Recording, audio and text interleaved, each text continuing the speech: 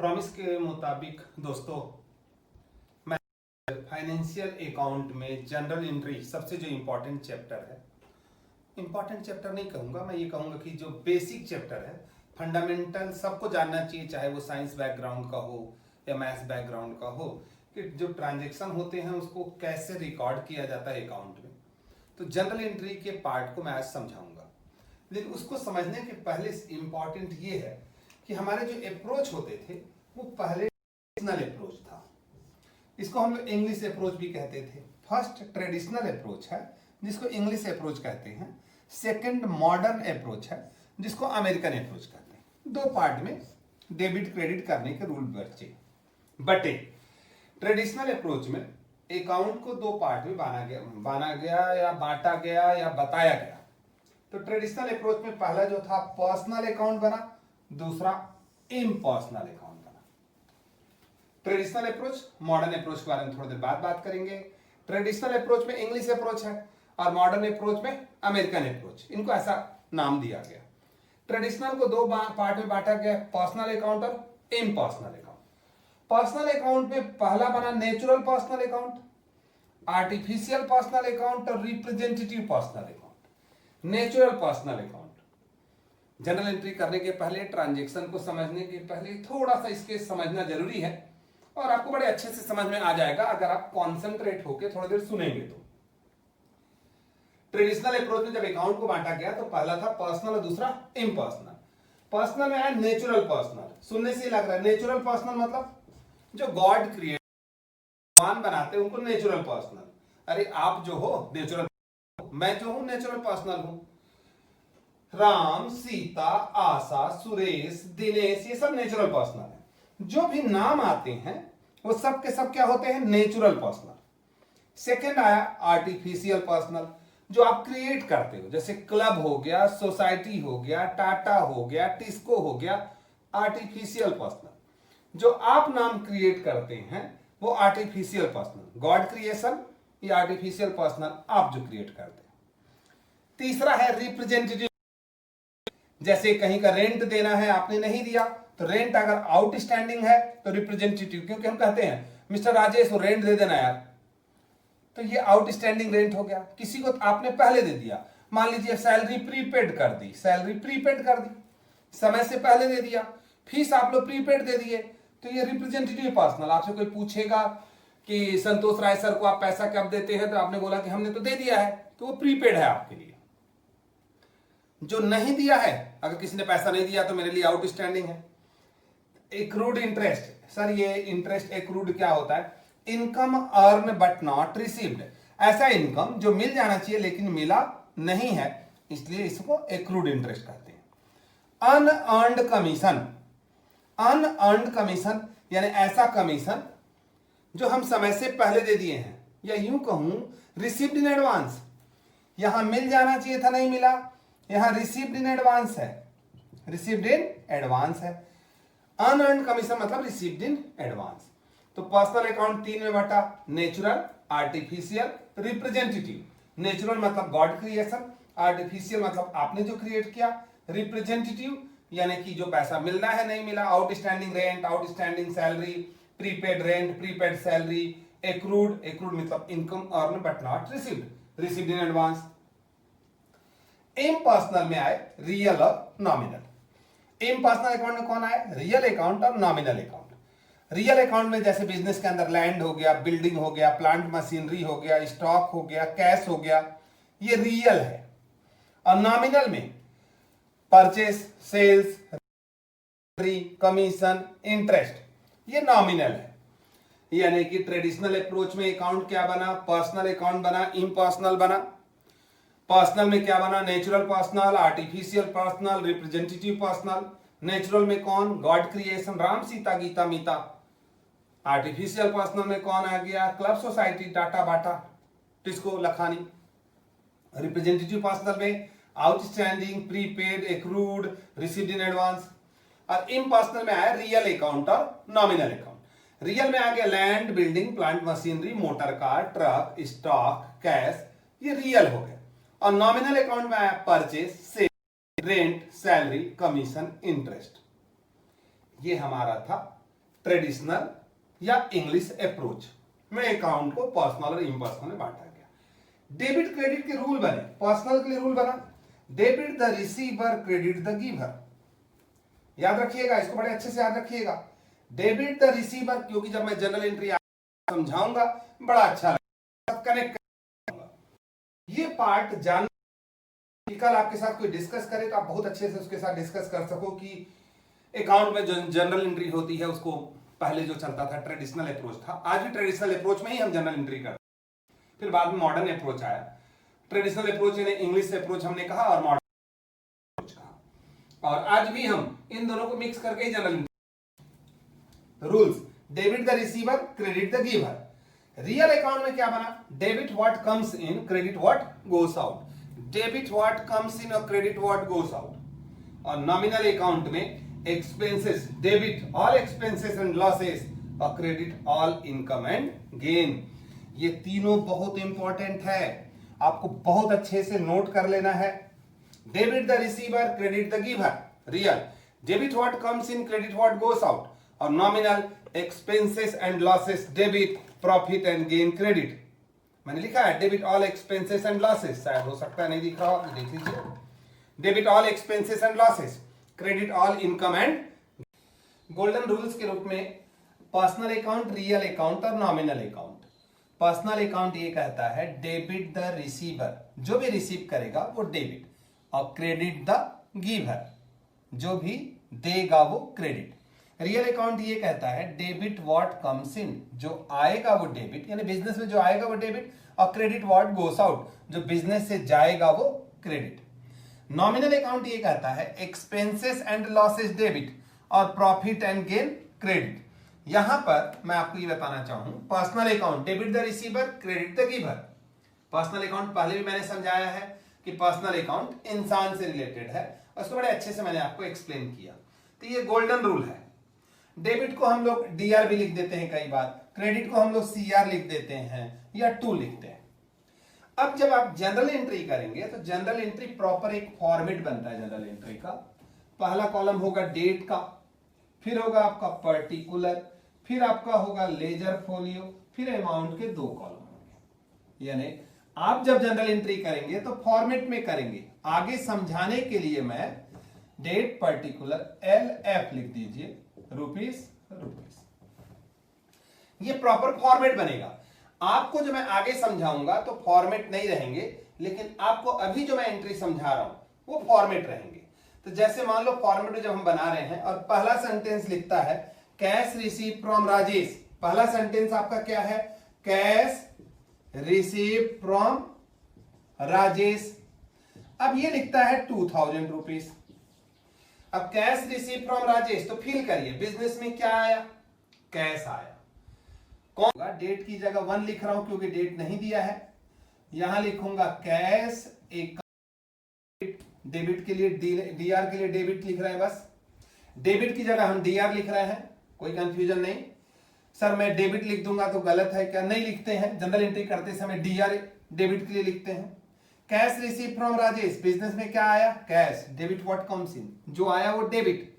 कौन दिया था, राजेश। थोड़ा सा बराबर नहीं करके थोड़ा ट्विस्ट करके लिखिएगा, टू, कौन देने वाला था, राजेश, तो टू राजेश, एस लगा के तब अकाउंट लिखेंगे, ब्रैकेट में लिखेंगे being cash receive from Rajesh. यहां अमाउंट 2000 डेबिट के सामने जस्ट, और क्रेडिट के सामने इस साइड 2000, क्योंकि ये डेबिट होता है और ये क्रेडिट। फ्रॉम राजेश, बिजनेस में क्या आया, कैश, तो कैश अकाउंट डेबिट। कौन दिया था, राजेश, तो टू राजेश अकाउंट। बिजनेस में क्या आया, कैश, कौन दिया था, राजेश, तो कैश डेबिट। कौन देने वाला कौन था, राजेश, तो to Rajesh account. Okay, clear हो गया, यहां तक क्लियर हो गया बच्चा। अगर हम आगे चलते हैं, सेकेंड सेंटेंस फर्नीचर परचेस है, सेकेंड सेंटेंस है फर्नीचर परचेस 1500। अब यहां एक थोड़ा और एक्सप्लेन कर दूं।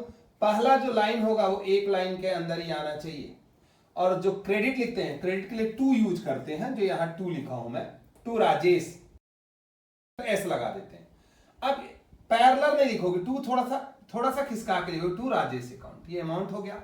Being cash receive from Rajesh. अगला सेकंड सेंटेंस है फर्नीचर परचेस, तो बिजनेस में क्या आया, फर्नीचर। फर्नीचर अकाउंट डेबिट, कौन दिया नहीं है, आप फर्नीचर खरीदे हैं, और जब फर्नीचर खरीदे हैं तो आपके जेब से क्या गया, कैश गया, तो क्रेडिट आउट, जो गया वो क्रेडिट, तो यहां लिखेंगे टू कैश अकाउंट, ब्रैकेट में बीइंग फर्नीचर परचेस। ये ब्रैकेट वाला दो लाइन चलेगा, जैसे यहां पे दो लाइन है, लेकिन ये सिंगल लाइन, ये सिंगल लाइन, ये सिंगल लाइन, थोड़ा हटके ये सिंगल लाइन। अमाउंट कितना था 1500 और 1500। थर्ड, फिर से एक बार रिपीट करता हूं, आप सो रहे हो, जाग रहे हो, कोई बोले कि गोल्डन रूल क्या है, तुरंत आपको बोलना है personal account, real account, nominal account, debit the receiver, credit the giver, debit what comes in, credit what goes out, expenses losses debit, profit and gain credit, cash receive from Rajesh, cash account debit to Rajesh, furniture purchase, business में आया furniture, furniture account debit to cash.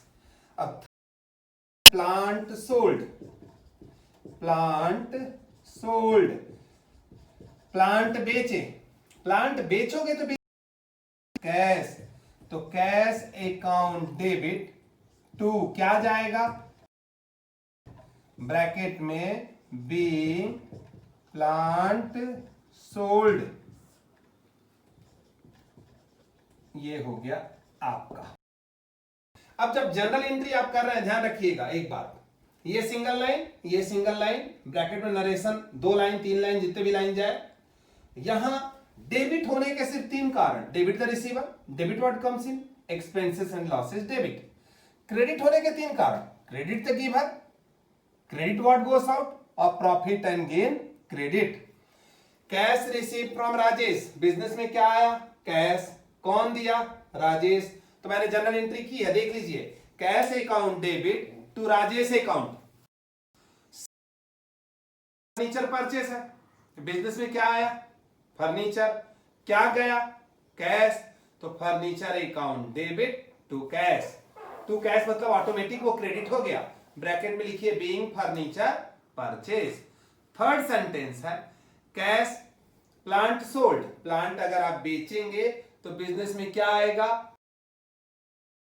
Debit to क्या गया, plant, तो to plant, cash account debit to plant. तो ये तीन general entry मैंने आपको समझाई है, इसके आगे मैं चौथा पांचवा छठवां ऐसे समझाते रहूंगा, लेकिन फॉर्मेट नहीं बनाऊंगा। आपको जब भी बनाना है तो आपको फॉर्मेट में बनाना है, ये मैं कोशिश कर रहा हूं कि आपको समझा सकूं और बता सकूं। तो मैं जनरल एंट्री के दो वीडियो आपके लिए पोस्ट करूंगा।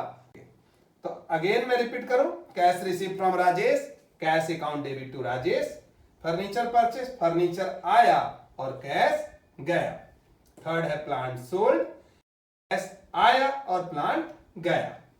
इसके बाद हम नेक्स्ट करेंगे, आपको समझा रहा हूं, फोर्थ एंट्री अगर ऐसा लिखा हो कि कैश पेड टू सूर्या 6000, अब इसको सोचिए, बिजनेस से क्या गया, कैश, कैश मिला किसको, सूर्या को, सूर्या क्या हुआ, रिसीवर, तो डेबिट द रिसीवर, तो यहां एंट्री होगा Surya's account debit to cash account, bracket में तो आप लिखेंगे ही being cash receive from Surya, वो लिख ही लेंगे आप। ये ऐसा नहीं बनाना है आपको, मैं समझाने के लिए ऐसा कर रहा हूं। आपको कैसे बनाना है, जैसे मैंने शुरू में 3 एंट्री लिखी थी, वैसे ही इसमें चौथी एंट्री आएगी। फिफ्थ, अब आगे हम थोड़ा बढ़ते जाएंगे धीरे धीरे करके। रेंट पेड 200, रेंट पे किए तो बिजनेस से क्या गया, कैश, क्यों गया, रेंट की वजह से।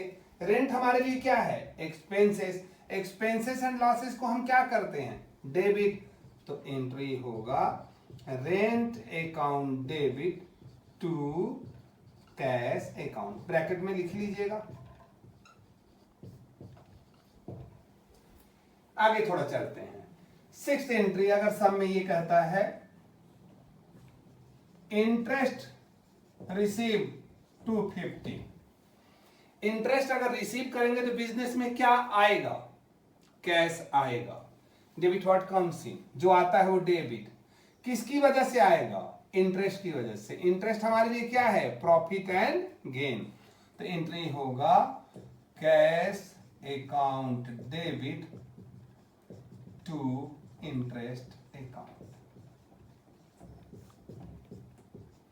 आपको हर एंट्री के साथ सोचना है, ऐसे नहीं बनाना है। ऐसे बनाना गलत होगा। ऐसे मैं समझाने के लिए कर रहा हूं आपको। जो शुरू में मैंने फॉर्मेट दिखाया था उस फॉर्मेट में आपको बनाना है।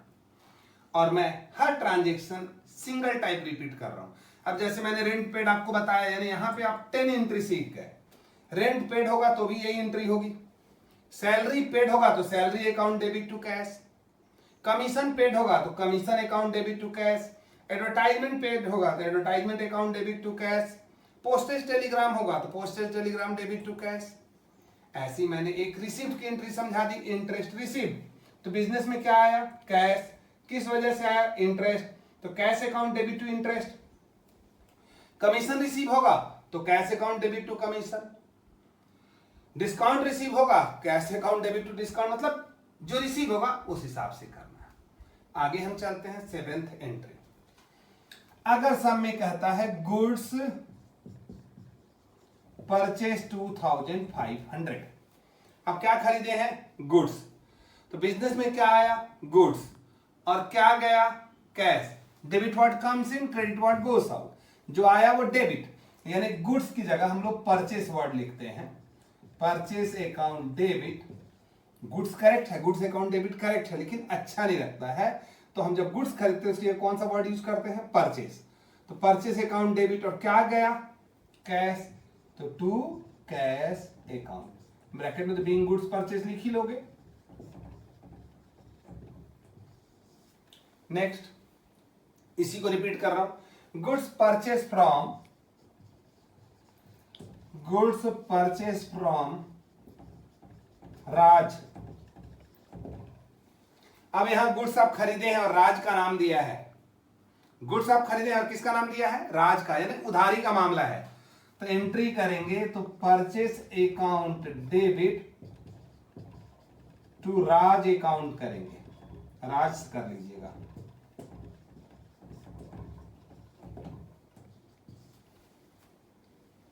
Goods purchase from Raj. Goods आ गया लेकिन पैसा नहीं दिए, ठीक? तो हम उसका नाम लिखेंगे राज। हमारा जब कभी गुड्स खरीदते हैं और उधारी में खरीदते हैं, क्रेडिट में परचेस करते हैं, क्रेडिट में परचेस करने से ये हमारा क्रेडिटर होगा। जब कभी राज का नाम दिया है करके हमने राज लिखा है, नाम नहीं दिया होता तो क्या लिखते हैं हम? क्रेडिटर। जब कभी क्रेडिट परचेस होगा तो क्रेडिटर होगा। थोड़ा वॉच करिएगा, सोचिएगा। पूरी entry 3 golden rule, personal, real, nominal.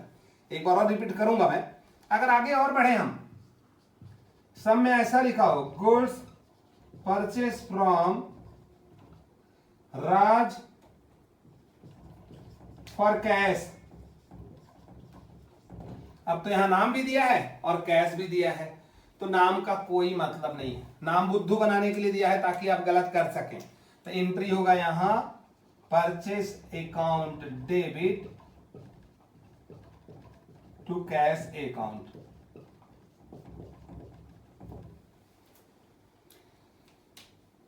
ये 4th, 5th, 6th, 7th, 8th, 9 cash paid to Surya. Surya को मिला, सूर्या अकाउंट डेबिट। बिजनेस से क्या गया? Cash to cash. ब्रैकेट में लिखेंगे being.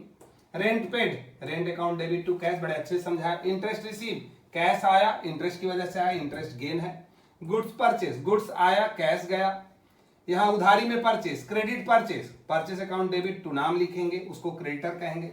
Goods purchase from Raj for cash, purchase account debit to cash. नाम जो है वो बस बुद्धू बनाने के लिए दिया है। नेक्स्ट हम चलते हैं 9th जनरल एंट्री के बाद में। अगर आप नेक्स्ट जनरल एंट्री आप चलें तो हम चलते हैं 10th। अब परचेस की बात हो गई तो सेल्स की बात भी कर लेते हैं। Goods sold 2500। बेचेंगे तो क्या आएगा? कैश आएगा, तो कैश अकाउंट डेबिट। क्या गया, गुड्स गया, तो टू सेल्स अकाउंट।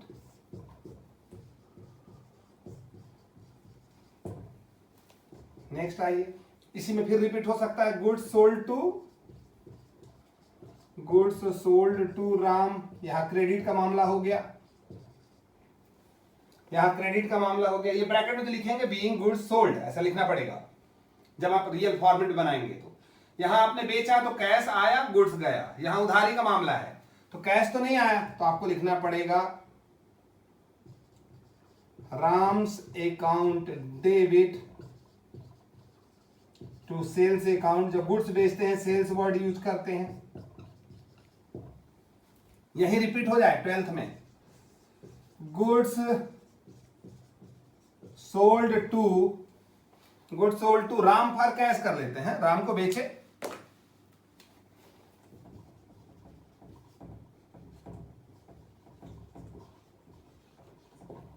तो यहां पे आप बेचेंगे तो नाम का कोई मतलब नहीं है, cash account debit to sales account. यहां पर आपने क्या किया था, उधारी में बेचा था। यहां पे आपने कैसे किया था, वैसे तो लिखना चाहिए सोल्ड गुड्स ऐसा करके लिखना चाहिए आपको, वर्ड जो लिखना चाहिए सोल्ड गुड्स टू राम ऐसा लिखना चाहिए। अच्छा, लेकिन बाकी मीनिंग आप समझिए। गुड्स सोल्ड किए हम लोग, किसको बेचे, राम को। उधारी में बेचेंगे तो जब हम बेचते हैं तो डेटर होता है, उधारी में खरीदेंगे तो क्रेडिटर और बेचेंगे तो डेटर। खरीदेंगे तो क्या होगा, क्रेडिटर, उधारी में खरीदने से। क्रेडिट सेल होने से क्या बन जाएगा, डेटर। अगर राम का नाम नहीं होता तो यहां हम डेटर लिखते हैं। ये 12th जनरल एंट्री हो गई। 13 में आते हैं, अब बड़े आसानी से बता देंगे। Cash deposited into bank. बताइए कहां पैसा जमा किया आपने, बैंक में। तो बिजनेस से क्या गया, कैश। तो यहां एंट्री होगा जब जमा किए हैं आप, तो बैंक के पास गया, बैंक अकाउंट डेबिट। बिजनेस से क्या गया, कैश गया। रिसीवर कौन था, बैंक था। इसी को देखिए मैं दूसरे तरीके से लिख देता हूं, ओपन बैंक अकाउंट। अगर बैंक में अकाउंट ओपन करेंगे तो क्या एंट्री होगा, पैसे से ही ओपन होगा। तो bank account debit, same entry हो रही है देखिए, टू कैश।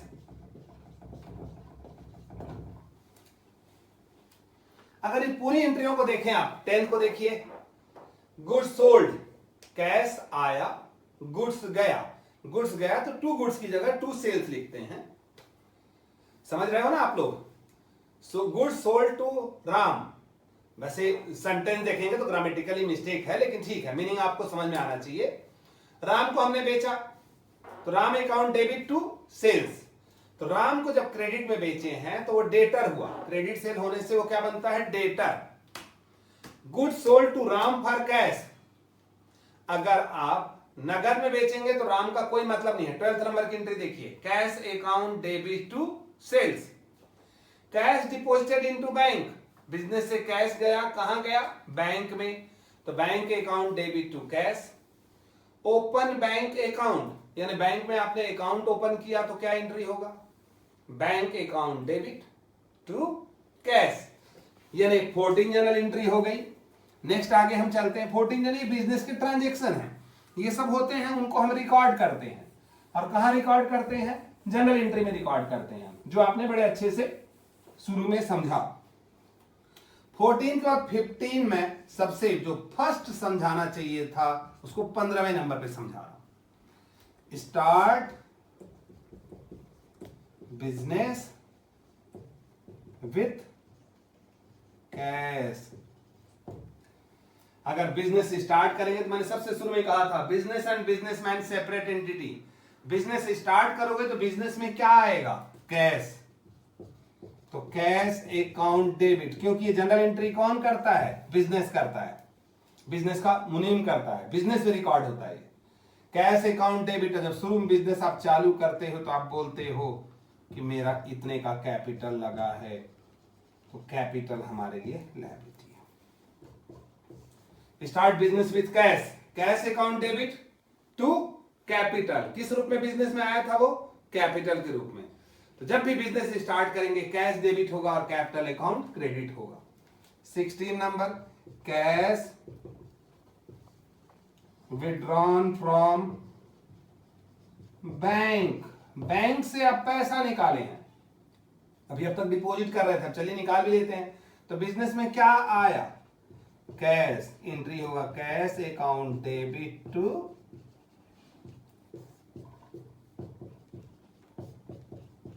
बैंक।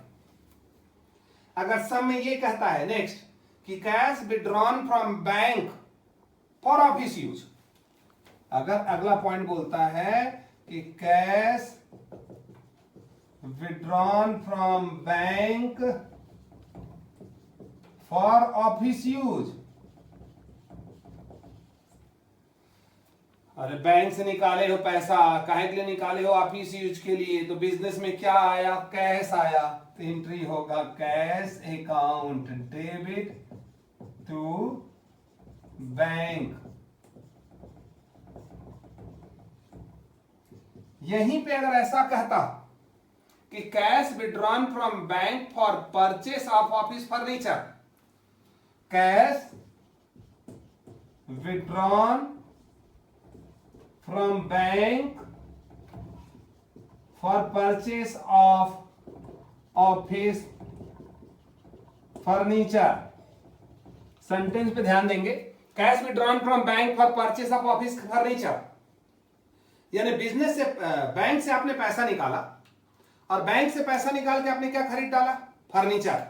यानी बिजनेस में क्या आया? फर्नीचर आया, तो एंट्री होगा फर्नीचर अकाउंट डेबिट। और पैसा कहां से दिए थे आप? बैंक से, तो टू बैंक, पैसा जो दिया था टू बैंक अकाउंट लिख लीजिए। अरे कई बार हम लोग बैंक से पैसा निकाल के मोटर कार खरीदते हैं, तो बिजनेस में क्या आती है? मोटर कार, और पैसा कौन देता है? बैंक। तो motor car account debit to bank. जहां मालूम है कि ये चीज आ रही है वहां उसका नाम लिखेंगे। और पैसा कहां से गया था? बैंक से, तो इसलिए furniture account debit to bank हुआ। उसके ऊपर जो था ये नहीं मालूम था, ऑफिस यूज मतलब हो सकता है हम किसी का सैलरी दे दें, या हो सकता है हम चाय खरीद के लिए खर्च कर दें, या ऑफिस एक्सपेंसेस के लिए खर्च कर दें। इसलिए cash withdrawn from bank for office use और 16 और 17 दोनों एंट्री का मतलब सेम है। अंडरस्टूड है?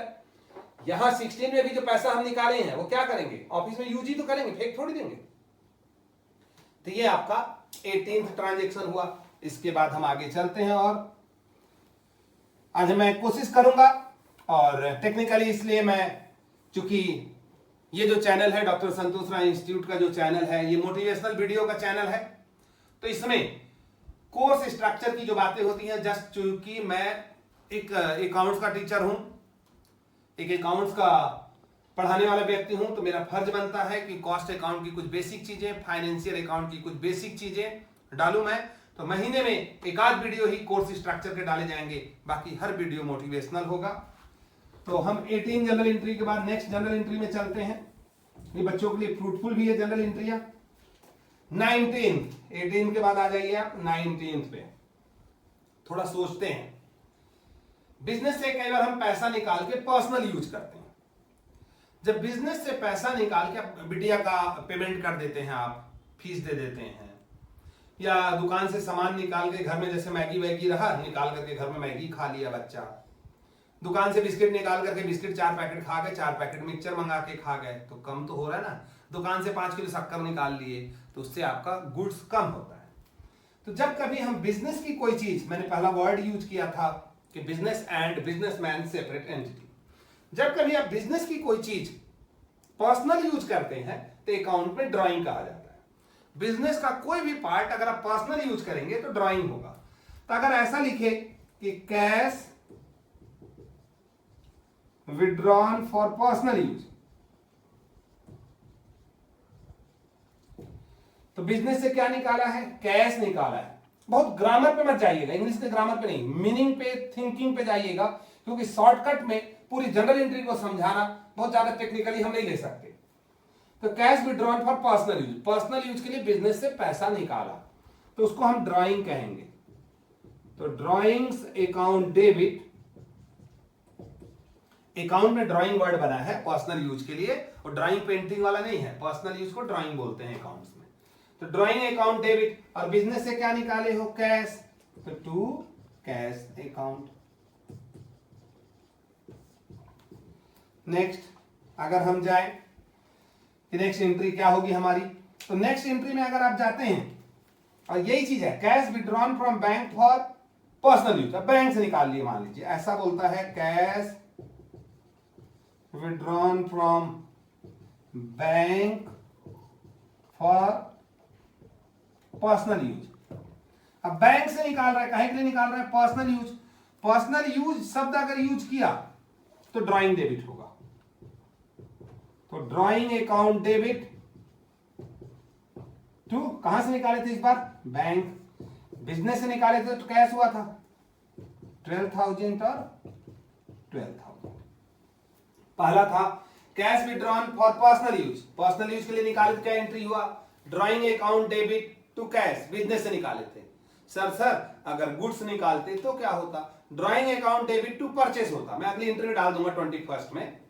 बैंक से आपने निकाला, काहे के लिए निकाला, पर्सनल यूज, क्या एंट्री हुआ, drawing account debit to bank.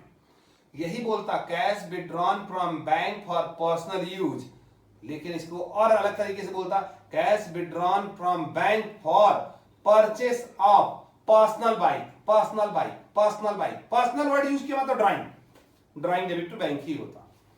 लेकिन अगर गुड्स विड्रॉ करके खाता, वही मैगी जो बच्ची खा गई या बच्चा खा गया, कैश विड्रॉन फ्रॉम, कैश नहीं, गुड्स लिख दो, goods withdrawn from personal use, personal use के लिए गुड्स निकाला है, पर्सनल यूज के लिए गुड्स निकाला है, तो एंट्री होगा drawing account debit to purchase, जो भी अमाउंट निकाले, 2000 है तो 2000। अगर आपने गुड्स निकाला बिजनेस से पर्सनल यूज के लिए तो आपकी एंट्री होगी drawing account debit to purchase. ये ब्रैकेट में being goods withdrawn for personal use लिखना पड़ेगा। Goods withdrawn for personal use है तो drawing account debit to purchase, ये आपकी एंट्री हुई। अगर आगे हम चलें, नेक्स्ट अगर हम आगे चलें, इसके आगे बढ़ते जाएं, ये समझ में आपको आ रहा है कि नहीं आ रहा है, ये मैं जस्ट कुछ बेसिक चीजें बड़े कम समय में समेट के आपको देने की कोशिश कर रहा हूं। तो निश्चित तौर से थोड़ी तकलीफ हो सकती है, लेकिन हर जनरल एंट्री पर्सनल, रियल और नॉमिनल के बेस पे होगी। आगे चलिए 21 के बाद अगर हमने कोई, आते हैं हम यहां पे आते हैं, चलिए 22 सम के अंदर आपने कोई डोनेशन दिया है, तो यहां अगर मान लीजिए ऐसा लिखा है goods given as a donation, तो ये 10,000 आपने डोनेशन दिया, क्या दिया, गुड्स, तो डोनेशन बिजनेस के लिए क्या होगा, एक्सपेंसेस, तो डोनेशन अकाउंट डेबिट, क्या गया, गुड्स, अगर गुड्स जाएगा तो टू परचेस अकाउंट 10,000 है ना। चलिए अच्छा डोनेशन दिलवाया हूं गुड्स का। अगर यहीं पे ऐसा कहता कि कैश, देखिए गिवन एज ए, सब बिजनेस में होते रहता है, तो ये पूरी एंट्री को हमको करना रहता है। Cash given as a donation हो सकता था, डोनेशन की जगह कई लोग चंदा मांगने आते हैं, सब्सक्रिप्शन हो सकता है, तो आप एंट्री करते डोनेशन या सब्सक्रिप्शन या कोई चैरिटी मांगा है, चैरिटी जो भी रहेगा, डेबिट, क्या दिया इस बार, कैश, तो आता टू कैश अकाउंट।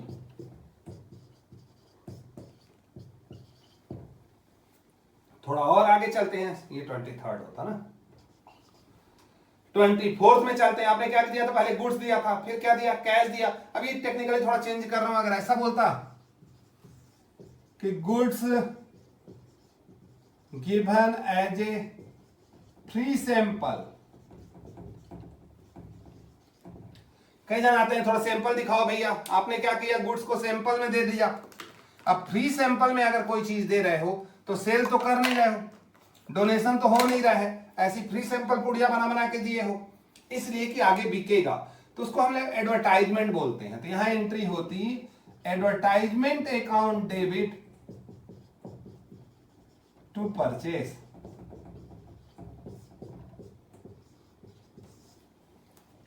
अगर आप गुड्स दे रहे हैं किसी को, लेकिन किस में दे रहे हैं, फ्री सैंपल में दे रहे हैं, तो वो क्या कहला जाएगा, एडवर्टाइजमेंट कहा जाएगा। कभी भी किसी को गुड्स अगर हम फ्री सैंपल में देंगे तो किसके अंदर कंसीडर किया जाएगा, एडवर्टाइजमेंट के अंदर कंसीडर किया जाएगा। कई लोग ऐसे होते हैं जो ये कहते हैं कि मैं पैसा नहीं दूंगा, या इंसॉल्वेंट हो जाते हैं और पैसा नहीं देते हैं, और उनसे उनकी जो भी पर्सनल चीजें होती हैं उससे कुछ पैसे वसूल हो पाते हैं। तो हम लोग जब कुछ ही पैसे रिसीव हो पाते हैं, जैसे मान लो क्वेश्चन में कहता है कि Sohan declared insolvent, Sohan insolvent हो गया, सोहन डिक्लेयर्ड इंसॉल्वेंट, रिसीव 60 पैसा इन रुपीस, रिसीव 60 पैसा इन ए रुपीस, और अमाउंट मान लो था 10,000।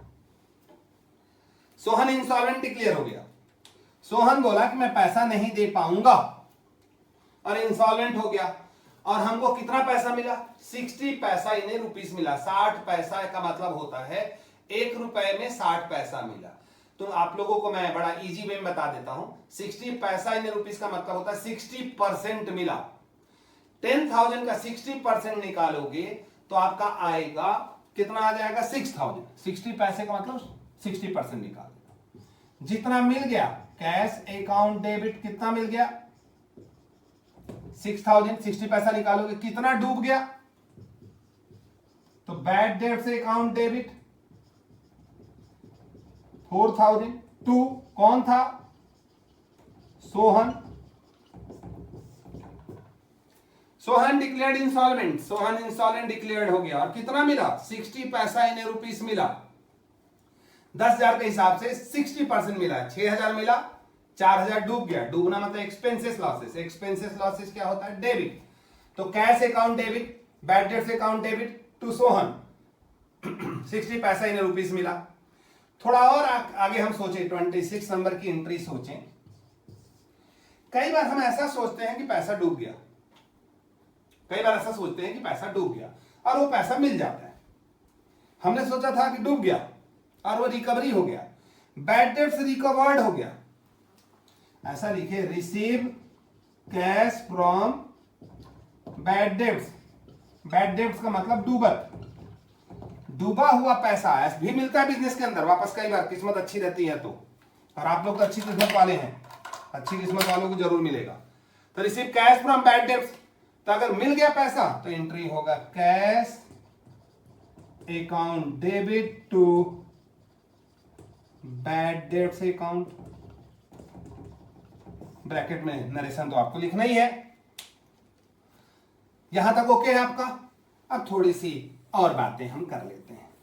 26 जनरल एंट्री हो गई है, थोड़ी सी बातें हम करते हैं, देखते हैं हम कि कहां तक, या जनरल एंट्री के सेकंड पार्ट में थोड़ा सा और कवर करने की कोशिश करूंगा, क्योंकि कई बार ऐसा होता है कि बहुत बड़ा वीडियो अगर हो जाए तो भी बच्चा नहीं देख पाता है, और इस वीडियो को सिंगल सीटिंग देखेंगे तभी मतलब भी है इस बात का। तो सेकंड पार्ट में मैं कोशिश करूंगा कि ट्रेड डिस्काउंट, कैश डिस्काउंट को अच्छे से समझाऊं, साथ में कुछ इंपॉर्टेंट जनरल एंट्री होती है, outstanding, prepaid, depreciation, interest on capital, उस पार्ट को समझाऊं, और साथ साथ में जीएसटी आपको समझाने की कोशिश करूंगा कि सीजीएसटी, एसजीएसटी क्या होता है। उस पार्ट को लेकर जनरल एंट्री पार्ट 2 का वीडियो आपके लिए मैं बनाऊंगा, और कोशिश करूंगा कि इसे पोस्ट कर दूं, ताकि 2 वीडियो के अंदर आप जनरल एंट्री अच्छे से कर सकें। ऑल द बेस्ट बेटा, गुड लक, अच्छे से पढ़ो, स्वस्थ रहो, मस्त रहो।